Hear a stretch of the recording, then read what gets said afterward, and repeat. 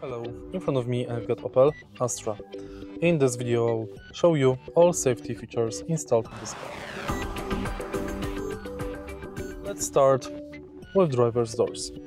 Right here we've got child lock for windows. If you take a look at the steering wheel, you can find speed limiter and cruise control. Also, this car is equipped with automatic lights.